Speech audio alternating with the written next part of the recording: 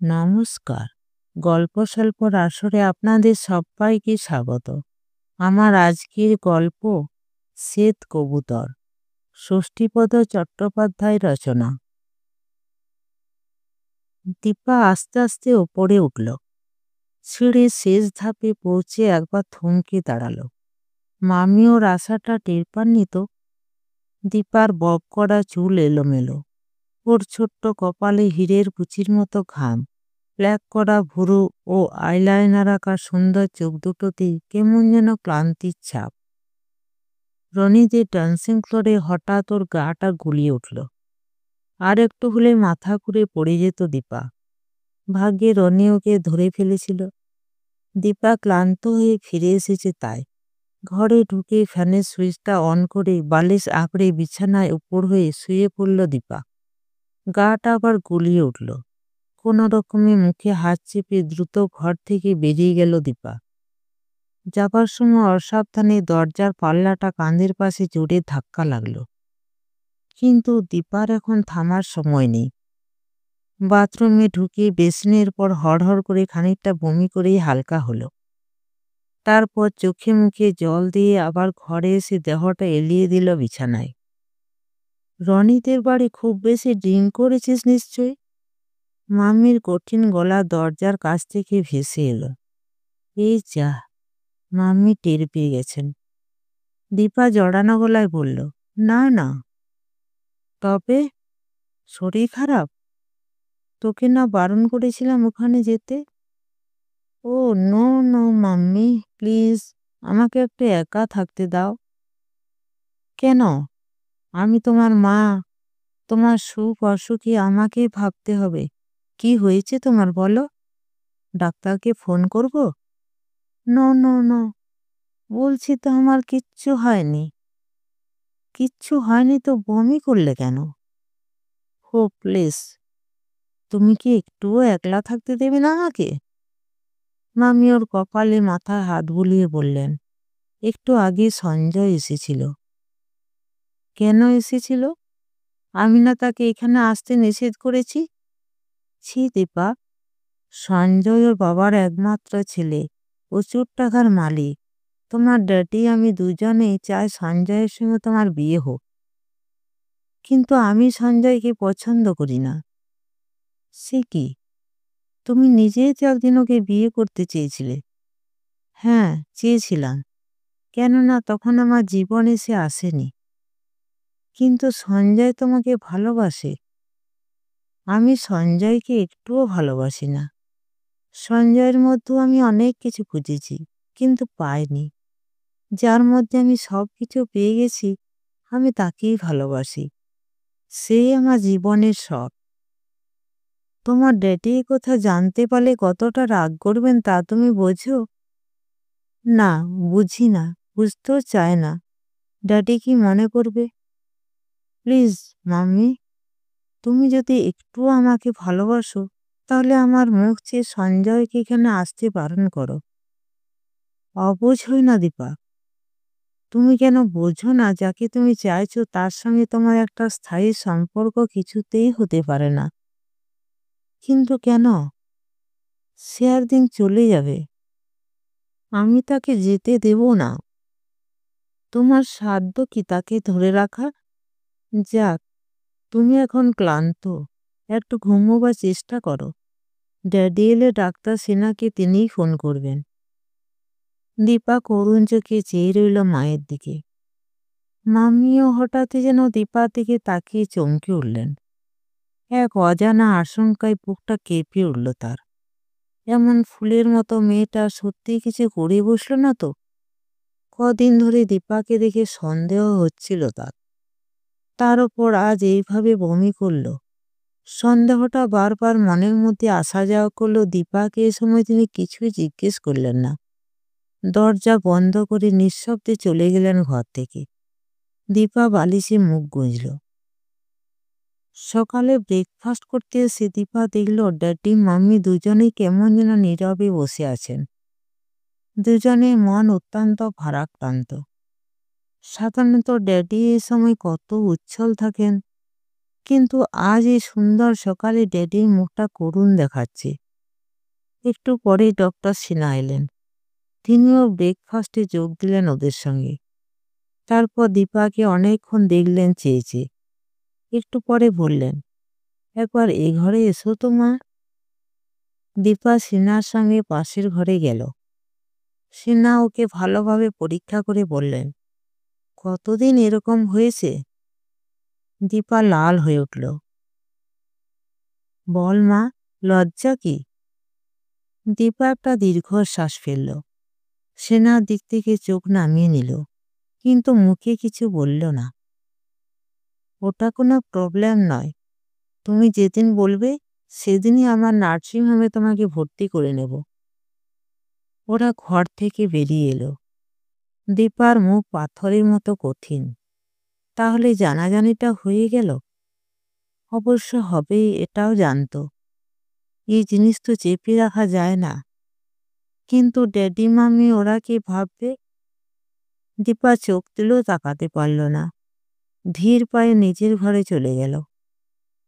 Doctor Sinha চাপা স্বরে মাম্মিকে বললেন, আপনার ধারণাটাই ঠিক, সি ইজ প্রেগনেন্ট। সিনহা চলে যেতে ড্যাডি যেন ফেটে পড়লেন। কে সে স্কাউন্ডার যে আমার ঘরে হাত দেয়? আমি তাকে পুলিশে দেব। বল কে সে? চুপ করো, চেঁচিও না। মামি চাপা গলায় ধমক দিলেন ড্যাডিকে। চেঁচাবো? আমার একমাত্র মেয়ে যে সর্বনাশ করেছে তাকে আমি ছেড়ে দেব? তুমি অযথা উত্তেজিত হচ্ছ। তোমার মেয়ে নিজেই নিজে সর্বনাশ করেছে। সে কচি খুকি নয়। যে ওর সর্বনাশের জন্য দায়ী সে ওর অবুঝ মানের সুযোগ নিয়েছে। বলতে গেলে দীপা এখনো নাবালিকা। আমি কোর্টে যাব। হ্যাঁ, তা না হলে মুখটাকে পড়াবে কি করে? ড্যাডি এবার একটু যেন মিইয়ে গেলেন।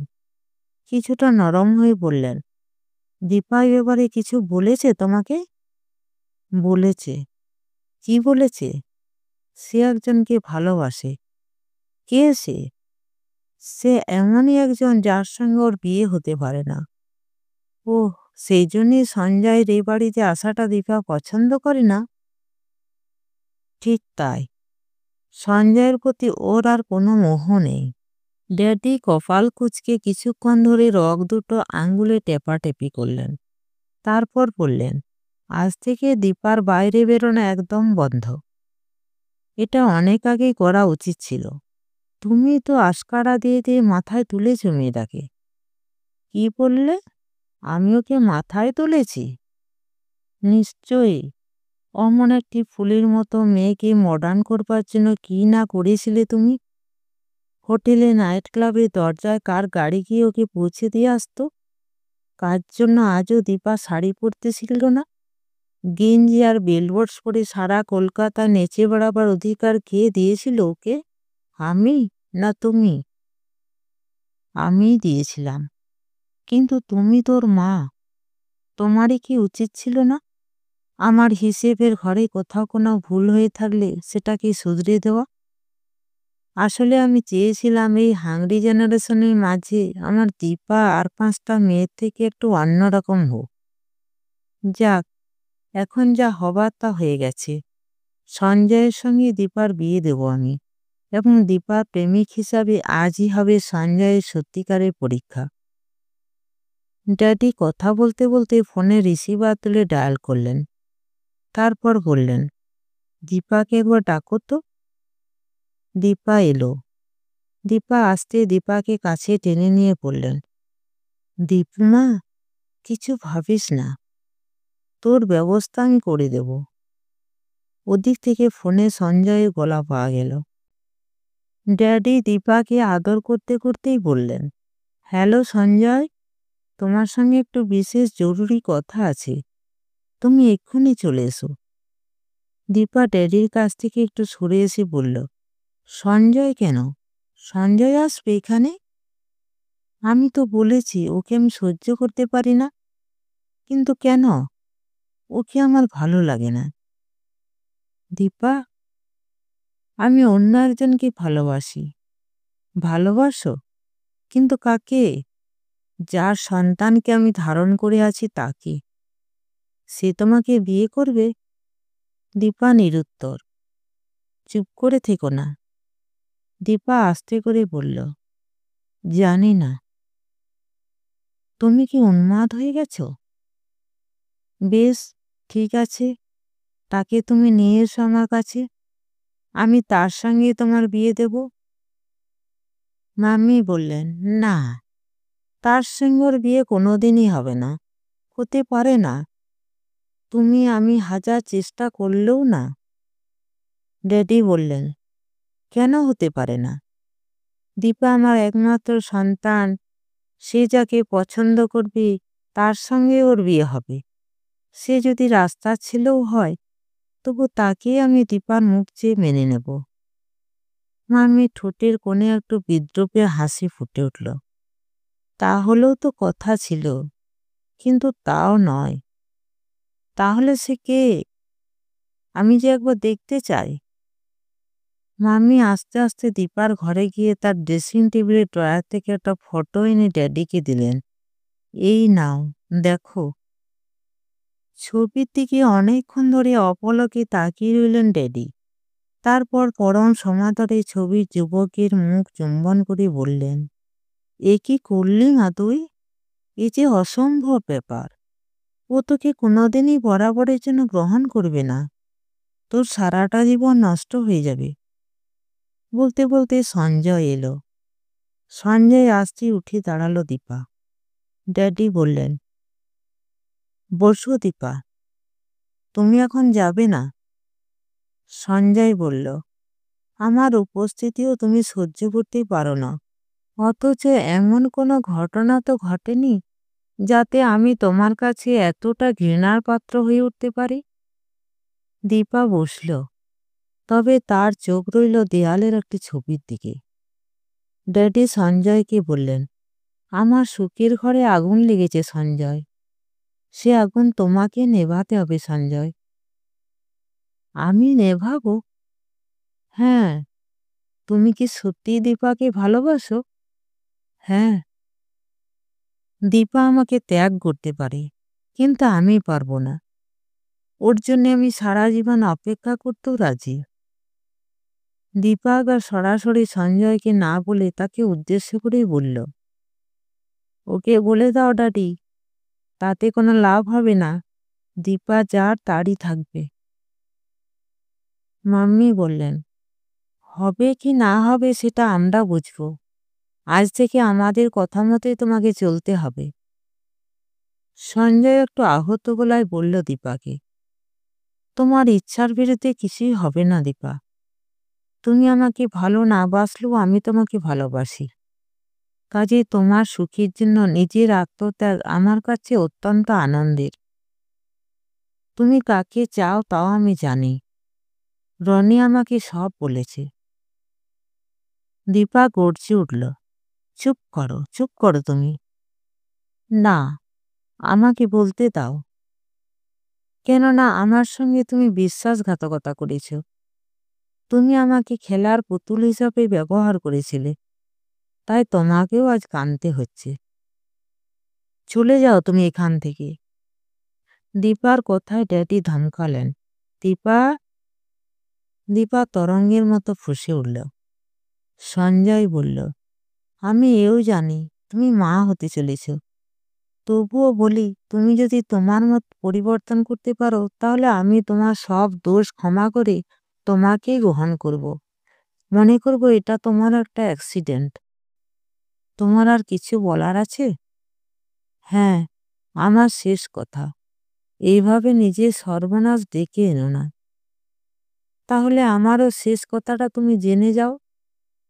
আমার মতের পরিবর্তন হবে না, এবং আমার ভালো মন্দ নিয়ে মাথা ঘামাবার কোনো অধিকার তোমার নেই।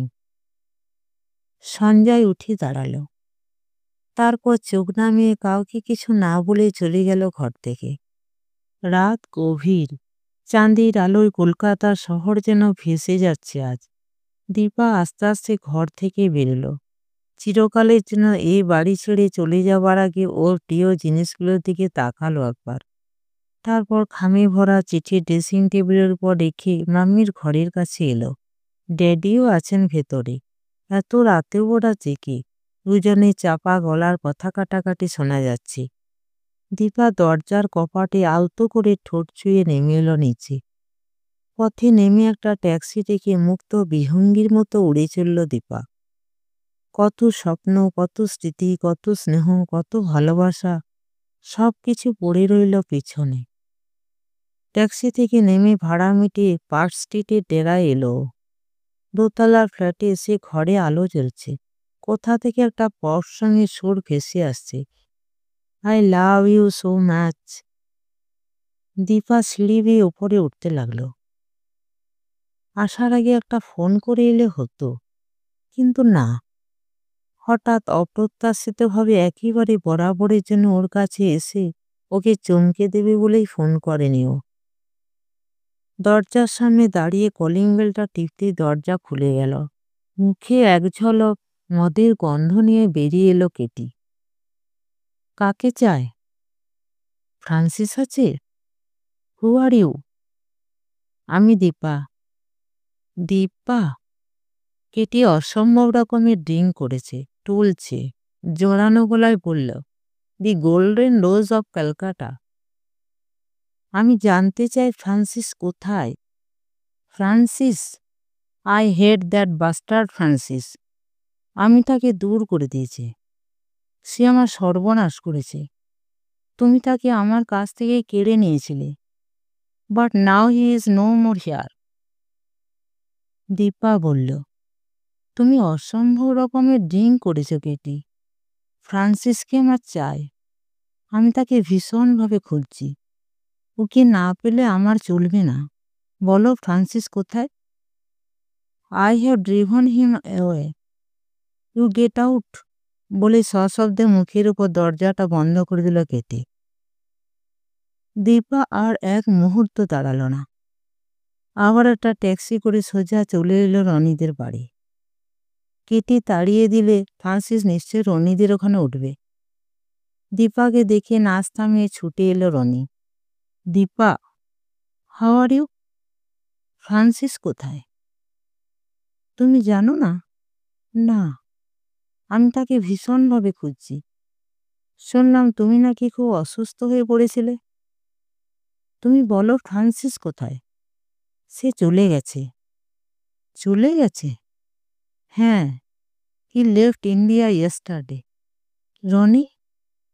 ফ্রান্সিসকে ভুলে যাওয়ার চেষ্টা করো দীপা। দীপা কোনো রকমে ঝুঁকে পড়ে একটা চেয়ারের হাতল ধরে নিজেকে সামনে নিল। তারপর বলল, ফ্রান্সিসকে আমি কোনোদিন ভুলতে পারবো না রনি। কিন্তু সে আমাকে মিথ্যে কথা বলল কেন? ফ্রান্সিস শুধু তোমাকে নয়, কেটিকেও মিথ্যে বলে ভুলিয়েছিল। তার সঙ্গে প্রতারণা করেছে। এমনকি ভেতরে ভেতরে চলে যাওয়ার জন্য প্রস্তুত হয়েও কাউকে কিছু জানায়নি পর্যন্ত। তাহলে তুমি কি করে জানলে ও চলে গেছে? চলে যাওয়ার আগে এয়ারপোর্ট থেকে আমাকে ফোন করেছিল ফ্রান্সিস। দীপা পাথরের মতো দাঁড়িয়ে রইল। একটা চাপা কান্না ও ব্যর্থতার অভিমান ওর বুকের গভীরে পাক খেয়ে যাচ্ছে। কিন্তু আশ্চর্য, দীপার চোখ দুটো এমনই স্থির যে সে চোখে এক ফোঁটাও জল নেই। নমস্কার। গল্পটি শুনে ভালো লাগলে চ্যানেলটিকে লাইক, শেয়ার এবং সাবস্ক্রাইব করতে ভুলবেন না।